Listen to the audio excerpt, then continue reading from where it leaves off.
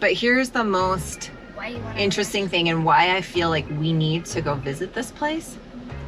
Because this wall stands for something. And this wall was built for a specific reason. Today, we're in the state of Michigan, and usually when we travel, we like to try to find the top places to check out.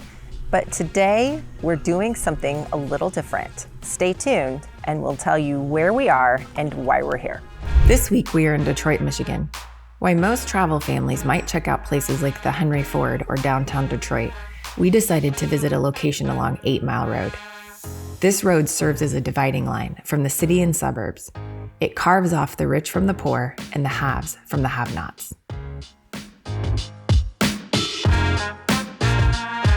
And this wall was specifically built to keep white people and black people separated. Okay. I know that's not okay. Kind of sad, isn't it? Are you about to cry? No. You have tears in your eyes. No, I don't. It's sweat. Oh, yeah, it's sweat. It's sweat. Mm-hmm. Sweat. Her eyes are sweating.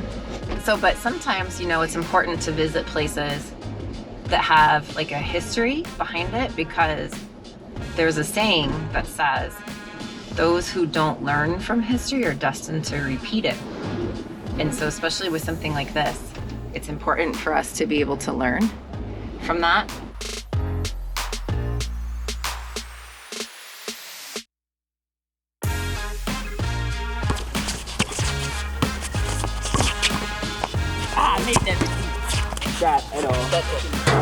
Nice.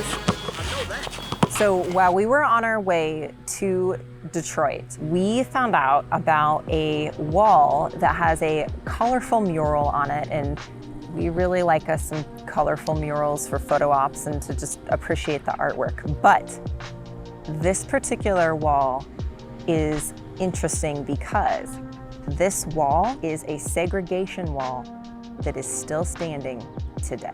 So when we learned about this place, we knew that we had to come and make a video and share the story of this place. But we also saw this as a great opportunity to teach our kids a part of American history that isn't always fun to talk about or pleasant to talk about, but it's something that needs to be discussed. There's a saying that says, those that don't learn from history are destined to repeat it.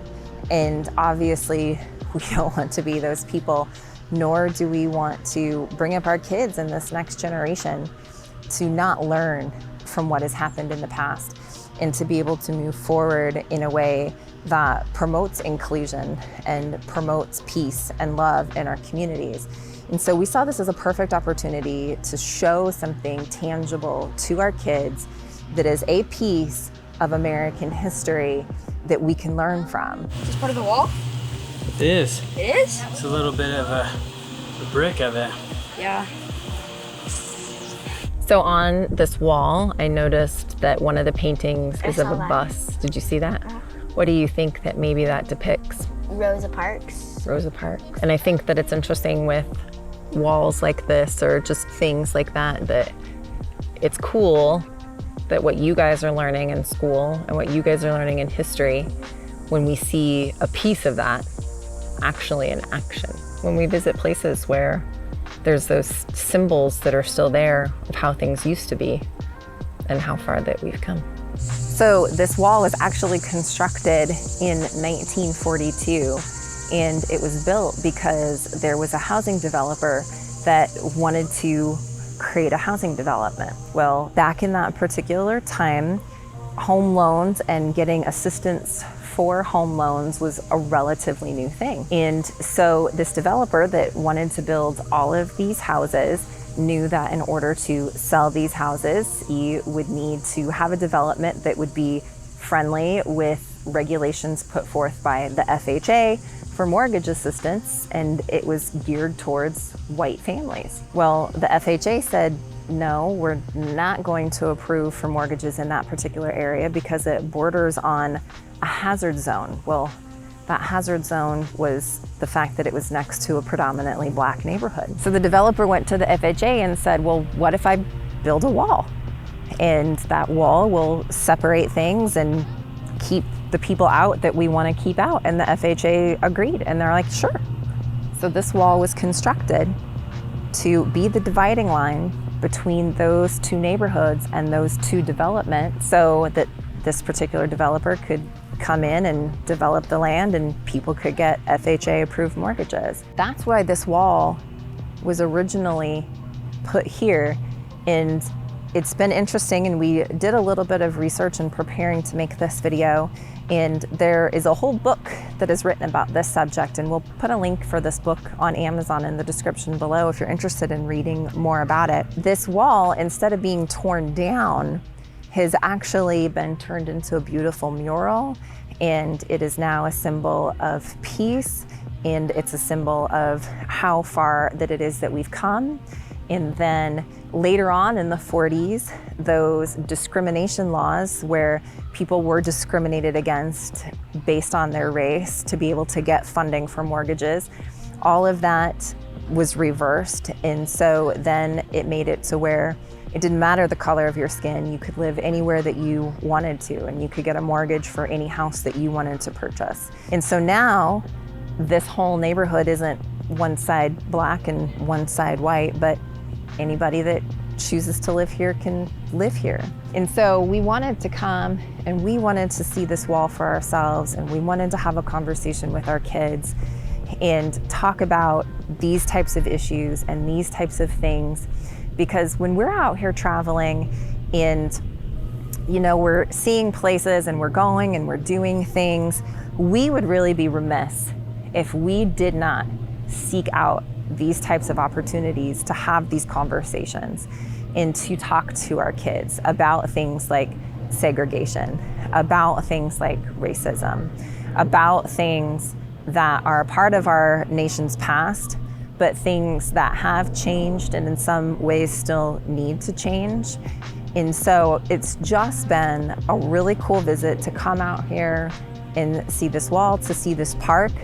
We drove down what is known as 8 Mile Road, which isn't the most desirable area of Detroit, but it's a good thing, because if we didn't have that balance of seeing both the positive and then sometimes the negative, what would we be teaching our kids?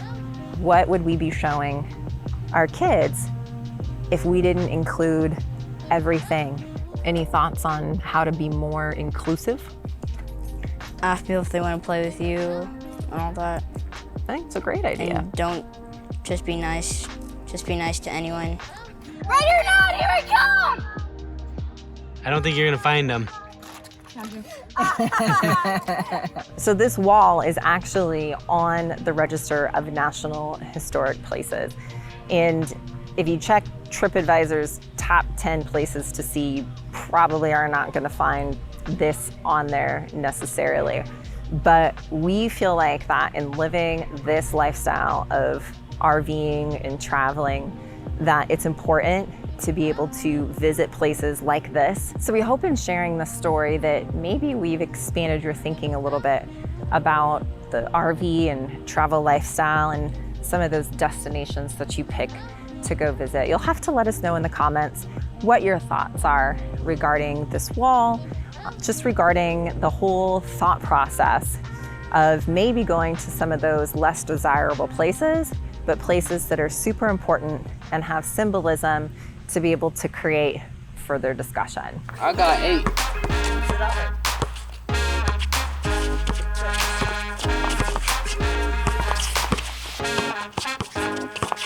It goes lights, camera, action when I step into the limelight. Easily adapted to the high life. Dressed to impress like it's prom night. And when you live in top shelf, you know you gotta set the bar high.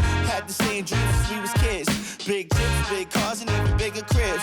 Never thought that it would happen just the way it did. Fast forward that now, it's just the way we live. That's good food and drinks. My mood makes you think that this life's made for a king. So if you would like to see some more videos with some places that we've checked out in the past, you can check those out right over here.